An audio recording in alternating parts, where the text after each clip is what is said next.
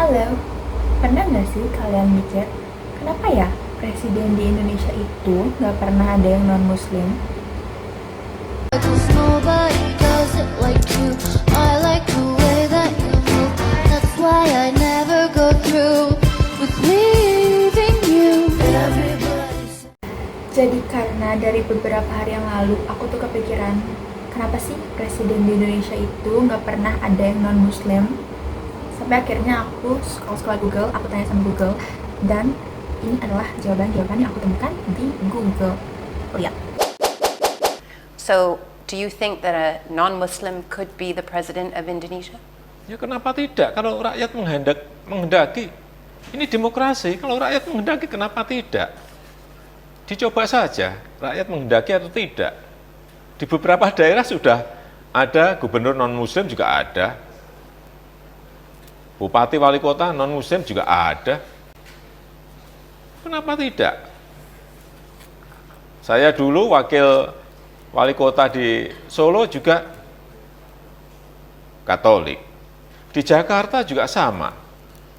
Wakil gubernur saya juga Kristen. Tidak ada masalah. Buat saya nggak ada masalah. Kalau dilihat dalam Undang-Undang Nomor 7 Tahun 2017 tentang Pemilihan Umum, Pasal 169 huruf A, hanya menyebutkan bahwa salah satu syarat menjadi capres yaitu bertakwa kepada Tuhan Yang Maha Esa. Namun, tidak tertulis harus beragama Islam. Nah, kalau menurut undang-undang aja nggak ada ketentuan khusus, calon presiden Indonesia itu harus beragama Islam.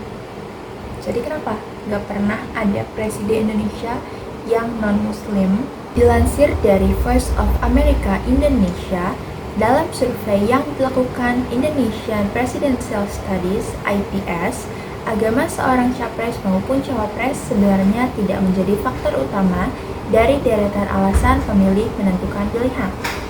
Setidaknya, survei pada September 2020 dan Mei 2021 menggambarkan situasi tersebut. Namun, partai politik justru tidak berani mengambil sikap berbeda dengan mencalonkan non-muslim dalam bursa pemilihan presiden. Kenapa begitu? Berlanjut, dalam survei IPS, 80% pemilih beragama muda menyatakan bahwa mereka terpengaruh faktor agama dari pasangan ketika menentukan pilihannya. Sedangkan di kalangan muslim, mereka yang memandang agama penting ketika memilih adalah 67,8%, diikuti Protestan 21,5%, sedangkan Katolik dan Hindu masing-masing 9,1%. Oke, dilansir dari wartaiq.com yang berjudul "Jadi Presiden di Indonesia Harus Jawa dan Muslim", ada salah satu komentar dari Pak Luhut dalam perbincangannya bersama Rocky Gerung yang mengatakan, "Saya double minoritas, saya sudah Batak, Kristen lagi. Jadi, saya bilang sudah cukup itu. Kita harus tahu, ngapain saya menyakiti hati saya?" Oke, kenapa Pak Luhut bilang seperti itu? Menurut Nyarwi Ahmad, PhD, dosen Departemen Ilmu Sosial dan Politik Universitas Gadjah Mada UGM, mengungkapkan bahwa sebenarnya dari sisi konstitusi tidak ada syarat pencalonan presiden dan wakil presiden yang diskriminatif ataupun mencakup unsur sara. Lebih lanjut lagi, Pak Nyarwi memaparkan fakta bahwa alasan Presiden Indonesia berasal dari kelompok mayoritas karena sistem pemilihan langsung yang dianut. Jadi pemilih dan masyarakat memiliki preferensi dan latar belakang masing-masing yang otomatis akan mempengaruhi mereka dalam menentukan siapa calon pemimpin ke depannya.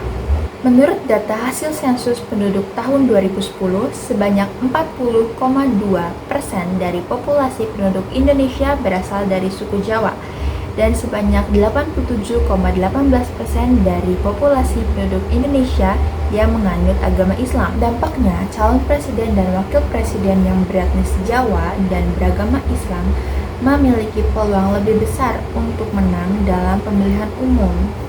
Pak Nyarwi juga memaparkan fakta bahwa sebagian penduduk Indonesia masih menjadi pemilih yang sosiologis, di mana mereka akan memilih berdasarkan asas kesamaan identitas calon pasangan dengan dirinya sendiri, baik secara etnis, agama, suku, dan lain-lain.